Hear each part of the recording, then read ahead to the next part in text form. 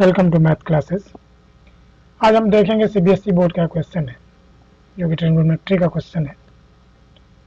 Question कुछ इस तरह से, the angle of depression of the top and bottom of the buildings जो which height is 7 metre from top of a tower are 45 degree and 60 degree respectively. Find out the height of the tower in metre. ये बोल रहा है कि 7 metre ऊंचाई का एक building है जिसके सामने एक टावर है, जिसके टावर के सिरे से बिल्डिंग की ऊंचाई गेंदी है, उस पर क्रमशः 45 डिग्री और 60 डिग्री का कोण बन रहा है। टावर की ऊंचाई ज्ञात करना। चलिए हम फिगर पहले देखते हैं। सबसे पहले हम देखें, ये फिगर हमारा हो गया, इसमें दो एंगल बन रहा है टॉप से, एक सिरे का और एक बॉटम का। सिरे का जो एंगल बन रहा है 45 डिग्री बन रहा है और बॉटम का जो एंगल बन रहा है वो 60 डिग्री का बन रहा है। और जो बेस एंगल है 50 डिग्री एंड 90 डिग्री का है। अब यहाँ इसको हम नाम रख दें, ए बी सी डी और ई।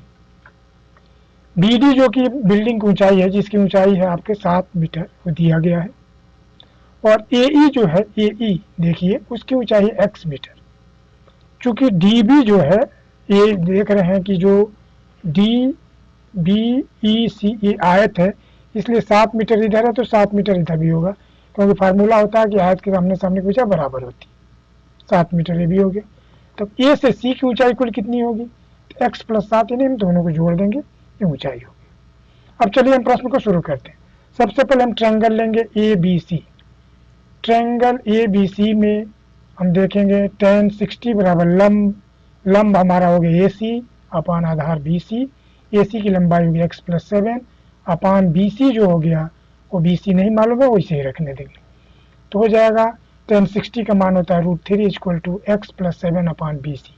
ये हमारा इक्वेशन नंबर, क्रॉस मल्टीप्लाई कर दीजिए, इसलिए B C equal to x plus 7 upon √3। ये हमारा इक्वेशन नंबर 1 हो गया। दूसरा हम एक ट्रायंगल लेंगे यहाँ पर डी ई और ए। ये ट्रायंगल में जिसमें 45 डिग्री का है tan, तो इस ट्रायंगल को हम लें tan ए डी ई में tan 45 बराबर tan 45 डिग्री और लंब उसका हो जा रहा है ए ई यानी x। ये हमारा जो लंब है x हो गया और आधार हो गया, ये यहाँ से यहाँ तक हमारा आधार हो गया यानी डी। तो अब tan 45 का वैल्यू हम जानते हैं 1 होता है और x जो है वो ए ई की लंबाई है, बी सी हो गया। अब यहाँ देखिए बटा डी ई ना लिख करके हमने बी सी लिख दिया, क्योंकि अब देखिए ध्यान में बी सी डी ई एक आयत है, तो B C equal to D E हो जाएगा, जो कि प्रश्न में यहाँ पर लिखा भी गया है D equal to B C. तो डी ई की जगह पर हमने बी सी डाल दिया, इसलिए बी सी बराबर हमारा हो जाएगा x। ये समीकरण नंबर 2। और इस x का वैल्यू हम बी सी की जगह पर भर देंगे समीकरण 1 में, यानी हमारा हो जाएगा x equal to B C की जगह पर x हो गया x प्लस 7 अपान √3, या क्रॉस मल्टीप्लाई करें √3x equal to x plus 7, या इस ब्रैकेट को खोलें √3x माइनस ये पक्षांतर हो गया x, तो माइनस x इक्वल टू 7।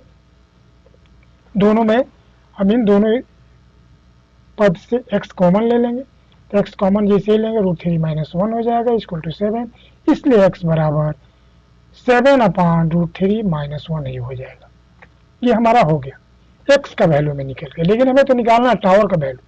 तो टावर की वैल्यू कितना है? x प्लस 7 मीटर है, तो हम लिखेंगे the height of the tower is 7 plus x, और x का मान है देखिए 7 अपान √3 प्लस 1। अब इसको हम हल करेंगे। अब ये क्या करेंगे, √3 माइनस 1 से हम क्रॉस मल्टीप्लाई कर देंगे 7 में, तो ये आपका हो जाएगा 7 √3 माइनस 1 प्लस 7 अपान √3 माइनस 1। इसमें इसमें हम 7 कॉमन ले लेंगे, तो जैसे ही 7 कॉमन ले लेंगे तो यहाँ 7 कॉमन हो गया √3 माइनस 1, और यहाँ कुछ नहीं बचा तो प्लस 1 अपान √3 माइनस 1। 1 से 1 कम कैंसिल कर दे, हमारा ऊपर बच गया 7 √3 अपान √3 माइनस 1। इसका हम परिमेयकरण कर दिए। परिमेयकरण में जानते हैं कि जितना हर होता है उसका चिन्ह बदलकर अंश और हर दोनों में गुणा करते हैं। और परिमेयकरण में करेंगे तो √3 में गुणा होगा 3 हो जाएगा, और √3 से 1 में गुणा होगा √3 होगा। और नीचे जो है फार्मूला है a माइनस बी और a plus B equal to जानते हैं होता है A square minus B square. इसी फार्मूला पर ये क्वेश्चन है नीचे वाला। तो √3 के स्क्वायर हो जाएगा 3 माइनस 1 का 1, 3 में से 1 गया 2, यानी हमारा मिल गया 7 ब्रैकेट में 3 प्लस √3/2 या 7/2 3 प्लस √3, यानी इस क्वेश्चन का हल हमारा हो गया सी नंबर। आप देखिए तो आंसर मैच कर रहा है 7/2 ब्रैकेट में 3 प्लस √3। क्वेश्चन कुछ इस तरह से है, if tan 86 equal to m then find out tan 176 degree plus cot 4 degree upon m plus tan 4 degree is what. नहीं, 4 ऑप्शन दिया है, इसमें कौन सा इसका आंसर होगा ये हमें पता करना है। चलिए हम प्रश्न को स्टार्ट करते हैं। सबसे पहले हम प्रश्न को लिख लेते हैं। प्रश्न हमारा कुछ इस तरह से है, tan 86 equal to m then tan 176 plus cot 4 upon m plus tan 4 equal to 1। अब यहाँ पर हमें देखना है कि दिया हुआ जो वैल्यू है हमें 86 का दिया हुआ वैल्यू है, तो हमें 176 और cot जो 4 डिग्री इन दोनों को 86 में बदलना होगा। तो 176 यदि हम डिग्री दिया है तो इसको हम लिख सकते हैं 90 प्लस 86, और 4 डिग्री जो दिया है उसको हम लिख सकते हैं 90 डिग्री माइनस 86, यानी इन्हीं दोनों में हम चेंज करेंगे ताकि सारा वैल्यू हमें 86 पर आ जाए और हम आसानी से वैल्यू को भर सकें।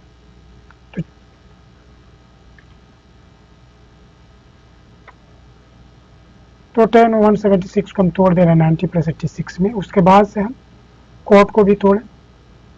cot 4 को हम तोड़ दे रहे हैं cot 90 minus 86 upon m plus tan 4 को हम तोड़ रहे हैं 90 डिग्री माइनस 86। अब हम जानते हैं फार्मूला होता है tan 90 minus theta equal to होता है cot थीटा। तो इस फार्मूला पर हम इसको तोड़ेंगे।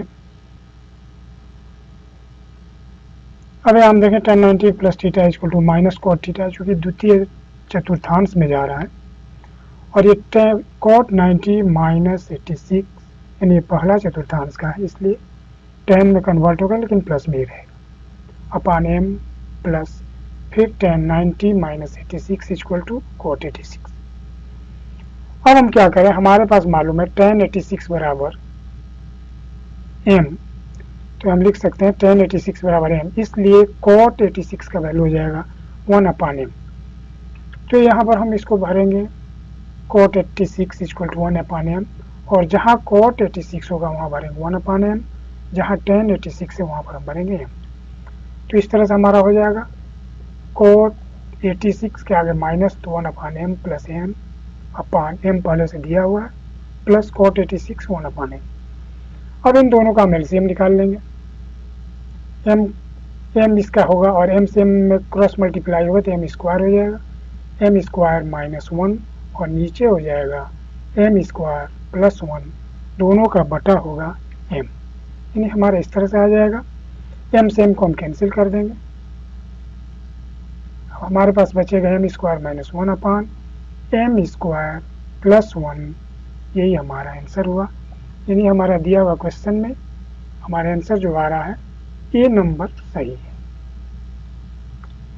चलिए इसका दूसरा क्वेश्चन देखें। यदि sine theta plus cos theta equal to √2, तो थीटा का वैल्यू भी ज्ञात करना। सबसे पहले हम प्रश्न को उतार लें, sine theta plus cos theta equal to √2। अब हम क्या करेंगे, दोनों तरफ स्क्वायर कर देंगे, यानी स्क्वायर बोथ साइड। जैसे स्क्वायर करेंगे तो हो जाएगा sine theta plus cos theta का होल स्क्वायर इक्वल टू √2 का होल स्क्वायर। और हम जानते हैं a प्लस बी का होल स्क्वायर इक्वल टू होता है a square plus B square plus 2ab। तो इसको हम ऐसे लिखेंगे a square plus B square plus 2 sine theta into cos theta. तो यहाँ पर एक नया फार्मूला आ गया, देखिए सूत्र होता है 2 sine theta into cos theta का होता है साइन 2 थीटा। और दूसरा फार्मूला यहाँ पर ये लग रहा है sine square theta plus cos square theta equal to 1। यहाँ दो फार्मूलाओं का हम इस्तेमाल कर रहे हैं। तो इसके हिसाब से हम लिखेंगे sine square theta plus cos square theta equal to 1 कर देंगे, यानी इसका वैल्यू हमें 1 मिल जाएगा। और ये जो two sine theta into cos theta दिखाई दे रहा है उसका हो जाएगा साइन 2 थीटा, इन्हें ऐसे हम लिखेंगे 1 plus 2 sine theta into cos theta equal to 2।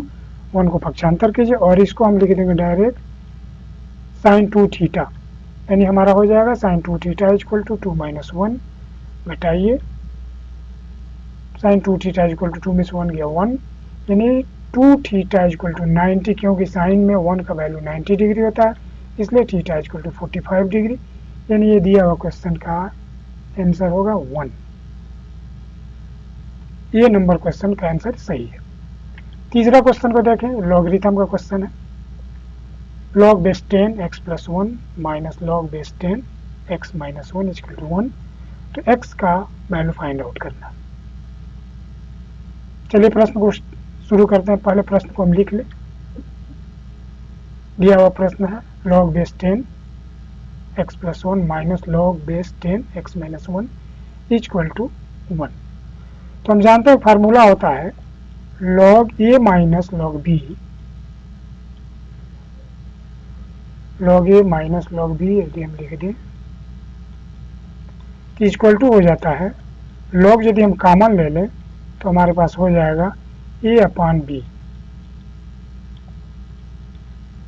तो इसी फार्मूला को हम लेकर इसमें चल रहे हैं। तो हमारा हो जाएगा लॉग बेस 10 हम कॉमन ले रहे हैं तो हो जाएगा x plus 1 upon x minus 1, और इधर देखिए 1 है तो 1 का वैल्यू हम जानते हैं कि लॉग 10 बेस 10 होता है, या लॉग 10 सीधे कह सकते हैं या लॉग 10 बेस 10। अब हम क्या करेंगे, दोनों से लॉग 10 को कैंसिल कर देंगे, हमारे पास बच जाएगा x plus 1 upon x minus 1 equal to 10, cross multiply कीजिए तो हो जाएगा x plus 1 equal to 10x minus 10।